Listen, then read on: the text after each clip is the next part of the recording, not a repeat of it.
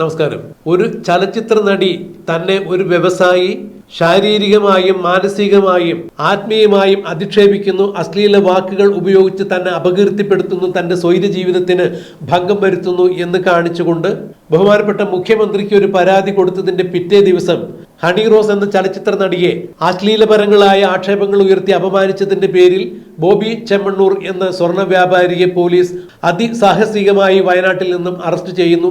ഒരു ഭീകരവാദിയായ കുറ്റവാളിയെ അറസ്റ്റ് ചെയ്യുന്നത് പോലെ തന്നെയാണ് വയനാട്ടിൽ നിന്നും ബോബി ചെമ്മണ്ണൂരിനെ അറസ്റ്റ് ചെയ്ത് രായ്ക്ക് രായ്മാനം പോലീസ് എറണാകുളം സെൻട്രൽ പോലീസ് സ്റ്റേഷനിൽ എത്തിക്കുന്നതും പിന്നീട് കോടതിയിൽ നടന്ന വിചാരണയിൽ ഹണി റോസിന്റെ പരാതിയിന്മേൽ ബോബി ചെമ്മണ്ണൂരിന് ജാമ്യം കിട്ടുന്നില്ല, അയാൾ ജയിലിലാകുന്നു. 7 ദിവസത്തിന് ശേഷമാണ് പിന്നീട് കോടതി അയാളെ ജാമ്യത്തിൽ വിടുന്നത്. ഒരു സ്ത്രീയുടെ പരാതിയിൽ കൃത്യമായ നടപടികൾ കൈക്കൊള്ളുന്ന സർക്കാരാണ് ഇടതുപക്ഷ സർക്കാർ എന്നൊരു പ്രതിച്ഛായ ഉണ്ടാക്കിയെടുക്കാൻ ഈ വിഷയത്തിലൂടെ പിണറായി വിജയന് സാധിച്ചു. അല്ല എന്നുണ്ടെങ്കിൽ ഇങ്ങനെ ഒരു പ്രതിച്ഛായ ഉണ്ടാക്കിയെടുക്കൽ തന്നെയായിരുന്നു ഹണി റോസിന്റെ പരാതിയുടെ പിന്നിലെ അജണ്ട എന്ന് തന്നെയാണ് ഇപ്പോൾ കേരള സമൂഹം കണ്ടെത്തിയിരിക്കുന്നത്. അങ്ങനെയെങ്കിൽ ഒരു ചലച്ചിത്ര നടി തനിക്ക് മാനസികമായും ശാരീരികമായും മറ്റൊരാളിൽ നിന്ന് അപകീർത്തികരമായ സാഹചര്യങ്ങൾ ഉണ്ടായി എന്ന് ചൂണ്ടിക്കാണിക്കുമ്പോൾ അതിന്മേൽ പരാതി എടുത്ത മുഖ്യമന്ത്രി എന്തുകൊണ്ടാണ് തൻ്റെ പാർട്ടിക്കാരിയായ കൂത്താട്ടുകുളം നഗരസഭയുടെ കൗൺസിലറായ CPM കാരിയായ കലാരാജുവിനെതിരെ CPM കാർ നടത്തിയ അസ്ത്രാക്ഷേപത്തിന്റെയും അവരുടെ മുടിക്ക് കുത്തിപ്പിടിച്ച് അവരെ കാറിലേക്ക് വലിച്ചെറിഞ്ഞ കാല് ഡോറുകൾക്കിടയിൽപ്പെട്ട് കാല് ചതഞ്ഞറിഞ്ഞ സമയത്ത് അവർ കരഞ്ഞപ്പോഴും നിന്റെ കാല് ഞങ്ങൾ വെട്ടിമാറ്റുപിടി എന്നൊക്കെ പറഞ്ഞ് അവരോട് അതീവ മൃഗീയമായ രീതിയിൽ സംസ്കാരത്തിന് നിരക്കാത്ത രീതിയിൽ CPMന്റെ ഒരു നഗരസഭാ കൗൺസിലറോട് CPM കാർ ഇത്തരത്തിൽ പെരുമാറിയപ്പോൾ നഗരസഭാ കൗൺസിലറായ കലാരാജു നൽകിയ പരാതിയിന്മേൽ മുഖ്യമന്ത്രി ഇപ്പോഴും കണ്ണടച്ചിരിക്കുന്നത് എന്താണെന്ന് മനസ്സിലാക്കാൻ കഴിയുന്നില്ല എന്നാണ് പ്രബുദ്ധ കേരളം ഇപ്പോൾ പറയുന്നത്. അവരെ വലിച്ചിഴച്ചാണ് കാറിലേക്ക് കയറ്റിക്കൊണ്ടുപോയത്. അവരുടെ സാരി പിടിച്ചു വലിച്ചിഴച്ചു. കാരണം സാരി പിടിച്ചഴിച്ചു കഴിഞ്ഞാൽ, സാരി ഊർന്ന് താഴെ വീണ് കഴിഞ്ഞാൽ മാനാഭിമാനമുള്ള ഒരു സ്ത്രീ അവിടെ നിൽക്കില്ല. അവർ വേഗം വണ്ടിയിൽ കയറും, തങ്ങളുടെ താല്പര്യങ്ങളെല്ലാം സംരക്ഷിക്കപ്പെടും. ഇതുകൊണ്ട് തന്നെയാണ് കലാരാജുവിന്റെ സാരി പിടിച്ചഴിച്ചത്. മുടിക്ക് കുത്തിപ്പിടിച്ച് കാറിലേക്ക് അവരെ വലിച്ചെറിയുകയായിരുന്നു. ഹൃദ്രോഗിയാണ് താൻ എന്ന് പറഞ്ഞപ്പോൾ, അവർക്ക് ശ്വാസം മുട്ടുന്നു എന്ന് പറഞ്ഞപ്പോൾ ഗ്യാസിന്റെ ഗുളികയാണ് അവർ കൊടുത്തത്.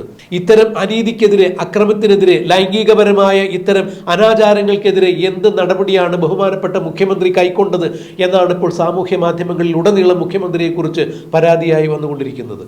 ഹണി റോസിന്റെ തുണി അഴിക്കാതെ ഹണി റോസിന് അശ്ലീലകരങ്ങളായ പരാമർശങ്ങൾ നടത്തി എന്നുള്ള പരാതി കിട്ടിക്കഴിഞ്ഞപ്പോഴാണ് മുഖ്യമന്ത്രി ബോബി ചെമ്മണ്ണൂരിന് രായ്ക്ക് രായ്മാനം 10 അംഗ സ്പെഷ്യൽ പോലീസ് ടീമിനെ, അന്വേഷണ സംഘത്തെ ഉപയോഗിച്ചുകൊണ്ട് ബോബി ചെമ്മണ്ണൂരിനെ അറസ്റ്റ് ചെയ്തതെങ്കിൽ നടു റോട്ടിൽ വെച്ച് ഒരു സ്ത്രീയുടെ മടിക്കുത്തഴിച്ച് സാരി അഴിച്ച് അവരുടെ മുടിക്ക് കുത്തിപ്പിഴിച്ച് അവരെ കാറിലേക്ക് വലിച്ചെറിഞ്ഞ CPM കാർക്കെതിരെ, അതും ഒരു CPM കാരിയെ അപമാനിച്ച CPM കാർക്കെതിരെ മുഖ്യമന്ത്രിയുടെ പോലീസും മുഖ്യമന്ത്രിയും എന്ത് നടപടിയെടുത്തു? ആഭ്യന്തര വകുപ്പ് മന്ത്രി കൂടിയാണല്ലോ മുഖ്യമന്ത്രി എന്നാണ് ഇപ്പോൾ സാമൂഹ്യ മാധ്യമങ്ങളിൽ വരുന്ന ആക്രോശങ്ങൾ എത്രയും, പരാതികൾ എത്രയും.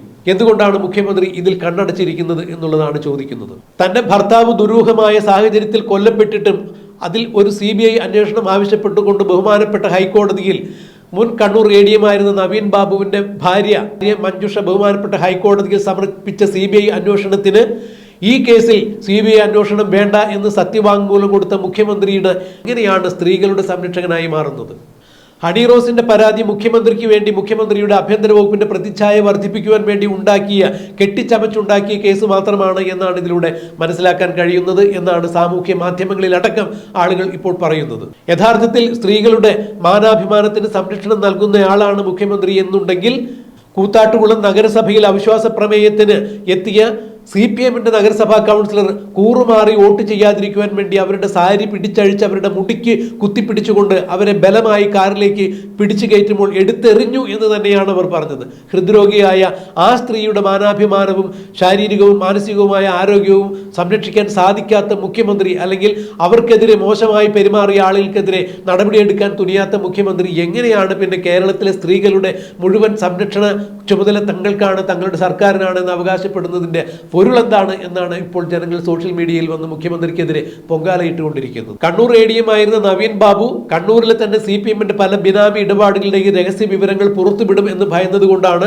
കണ്ണൂർ ലോബി എന്ന് പറയപ്പെടുന്ന CPMന്റെ ഒരു പറ്റം ആളുകൾ നവീൻ ബാബുവിനെ കണ്ണൂരിൽ വെളിയിലേക്ക് പോകാത്ത രീതിയിൽ ദുരൂഹമായ സാഹചര്യത്തിൽ വധിച്ചത് അല്ലെങ്കിൽ കൊലപ്പെടുത്തിയത് എന്നുള്ള വിവരങ്ങളാണ് ഇപ്പോൾ പുറത്തു വരുന്നത്. കേരളത്തിന്റെ പൊതുബോധം അങ്ങനെ തന്നെ വിശ്വസിക്കുമ്പോൾ നവീൻ ബാബുവിന്റെ ദുരൂഹ മരണത്തിന് പിന്നിൽ എന്താണ് സംഭവിച്ചത്? അദ്ദേഹം ആത്മഹത്യ ചെയ്യില്ല, പോലീസ് പറഞ്ഞതുപോലെയല്ല സത്യാവസ്ഥ, അദ്ദേഹത്തിനെ കൊലപ്പെടുത്തിയതാണ് എന്നുള്ള സംശയം രൂഢാമൂലമായി നിൽക്കുന്നു. അദ്ദേഹത്തിന്റെ ഇൻക്വസ്റ്റ് റിപ്പോർട്ടിലും പോസ്റ്റ്മോർട്ടം റിപ്പോർട്ടിലുമെല്ലാം വളരെയധികം ദുരൂഹതകളുണ്ട് എന്ന് ചൂണ്ടിക്കാണിച്ചുകൊണ്ട് ഈ മരണത്തിന് പിറകിലെ സത്യാവസ്ഥ തങ്ങൾക്ക് അറിയേണ്ടതുണ്ട്, സത്യം തെളിയേണ്ടതുണ്ട്, അതിന് CBI അന്വേഷണം വേണം എന്നാവശ്യപ്പെട്ടുകൊണ്ട് നവീൻ ബാബുവിന്റെ ഭാര്യ ബഹുമാനപ്പെട്ട ഹൈക്കോടതിയിൽ സമർപ്പിച്ച CBI അന്വേഷണം ആവശ്യപ്പെട്ടുകൊണ്ട് സമർപ്പിച്ച ഹർജിയിൽ CBI അന്വേഷണം ഈ കേസിൽ ആവശ്യമില്ല എന്നുള്ള സത്യവാങ്മൂലമാണ് സർക്കാർ നൽകിയത്.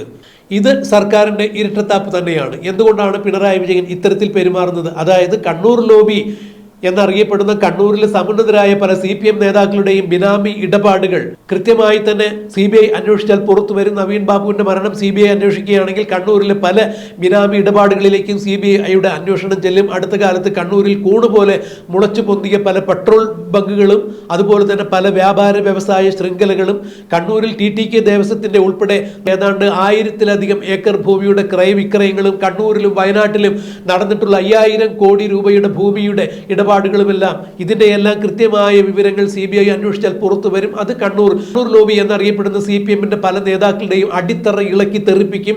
ഇതിൽ MP ഗോവിന്ദന്റെ ഭാര്യ ശ്യാമളയും ശ്യാമളയുടെ മകൻ ശ്യാമും MP ഗോവിന്ദനും ഒരുപക്ഷെ പിണറായി വിജയന്റെ കുടുംബവും തന്നെ ഉണ്ടായേക്കാം എന്നുള്ള വസ്തുതകൾ സംശയങ്ങൾ പുറത്തു വരുമ്പോൾ അതിനെതിരെയുള്ള ഒരു അന്വേഷണത്തിന് പിണറായി വിജയനും സംസ്ഥാന സർക്കാരും CPM പ്രോത്സാഹിപ്പിക്കുന്നില്ല. ഇതുകൊണ്ട് തന്നെയാണ് നവീൻ ബാബുവിന്റെ മരണത്തിൽ അതിന്റെ സത്യാവസ്ഥ തെളിയിക്കുന്നതിന് വേണ്ടി കുടുംബം സമർപ്പിച്ച CBI അന്വേഷണം എന്ന ഹർജിക്കെതിരെ കേരള സംസ്ഥാന സർക്കാരും ആഭ്യന്തര വകുപ്പും ഹൈക്കോടതിയിൽ സത്യവാങ്മൂലം നൽകിയത് CBI അന്വേഷണം ആവശ്യമില്ല എന്ന്. ബഹുമാനപ്പെട്ട ഹൈക്കോടതി മഞ്ജുഷയുടെ കുടുംബത്തിന്റെ ആവശ്യം വേണ്ട രീതിയിൽ പരിഗണിച്ചോ ഇല്ലയോ എന്നുള്ളത് വ്യക്തമല്ല. എന്തായാലും ഈ വിഷയത്തിൽ CBI അന്വേഷണം വേണ്ട എന്ന് ജസ്റ്റിസ് കൗസർ എടപ്പക്കത്തും വിധിച്ചതോടുകൂടി ഇപ്പോൾ മഞ്ജുഷയുടെ കുടുംബം ബഹുമാനപ്പെട്ട ഹൈക്കോടതിയുടെ ഡിവിഷൻ ബെഞ്ചിലോ സുപ്രീം കോടതിയിലോ നവീൻ ബാബുവിന്റെ മരണത്തിൽ CBI അന്വേഷണം ആവശ്യപ്പെട്ടുകൊണ്ട് ഹർജി നൽകാൻ ഉദ്ദേശിക്കുന്നു. എന്നാൽ ഹണി റോസിന്റെ പരാതിയിന്മേൽ സ്ത്രീകൾക്ക് നേരെ ആര് എന്ത് തരത്തിലുള്ള ലൈംഗികപരമായ അധിക്ഷേപങ്ങളോ ആരോപണങ്ങളോ ഉന്നയിക്കുകയാണെങ്കിൽ അവരെ ശാരീരികവും മാനസികവുമായി ആര് തന്നെ പീഡിപ്പിച്ചാലും ഈ സർക്കാർ അത് കൈയും കെട്ടി നോക്കിയിരിക്കില്ല എന്ന് രായമാനം വലിയ ഗീർവാണങ്ങൾ മുഴക്കുന്ന മുഖ്യമന്ത്രി പിണറായി വിജയനും ആഭ്യന്തര വകുപ്പും CPM എല്ലാം ഇപ്പോൾ ഇതാ CPMന്റെ തന്നെ ഒരു നഗരസഭാ കൗൺസിലർക്ക് നേരെ വസ്ത്രാക്ഷേപം നടത്തിയിട്ടും അവരുടെ സാരിയുടെ കുത്തു പിടിച്ചഴിച്ചിട്ടും അവരെ മുട്ടിക്ക് പിടിച്ച് വലിച്ചെറിഞ്ഞ് കാറിൽ കയറ്റിയിട്ടും അവരുടെ കാല് വെട്ടി മാറ്റും എന്ന് പറഞ്ഞ് CPMകാർ ആക്രോശിച്ചിട്ടും അവർക്കെതിരെ യാതൊരു തരത്തിലുള്ള നടപടിയെടുക്കാൻ മുഖ്യമന്ത്രിക്കും CPMനും ആഭ്യന്തര വകുപ്പിനും കഴിയുന്നില്ല എന്നുണ്ടെങ്കിൽ എന്തിനാണ് ഇങ്ങനെ ഒരു മുഖ്യമന്ത്രിയുടെ, എന്തിനാണ് ഇങ്ങനെ ഒരു ആഭ്യന്തരമന്ത്രിയുടെ, എന്തിനാണ് ഇങ്ങനെ ഒരു ഭരണസമിതിയുടെ എന്നാണ് ഇപ്പോൾ നാട്ടുകാർ ചോദിക്കുന്നത്. ഇതിന് മുഖ്യമന്ത്രിയുടെയോ ആഭ്യന്തര വകുപ്പിന്റെയോ ഭാഗത്തു നിന്ന് യാതൊരു തരത്തിലുള്ള മറുപടിയും ഉണ്ടാകില്ല. കാരണം അത്രത്തോളം ഉളുപ്പുകെട്ട ഒരു ഭരണസമിതിയാണ് ഇവിടെ ഭരിക്കുന്നത് എന്നാണ് സോഷ്യൽ മീഡിയയിൽ വന്നുകൊണ്ട് പിണറായി വിജയനെതിരെയും CPMന്റെ ഭരണകൂടത്തിനെതിരെയും ഇപ്പോൾ ആളുകൾ ആക്രോശങ്ങൾ മുഴക്കുന്നത്, പൊങ്കാലയിട്ടുകൊണ്ട് രസിക്കുന്നത്. എന്തായാലും ഈ വിഷയത്തിൽ ഇനി എന്ത് നടപടി ഉണ്ടാകും എന്നുള്ളത് നമുക്ക് കണ്ടറിയാം, കാത്തിരിക്കാം.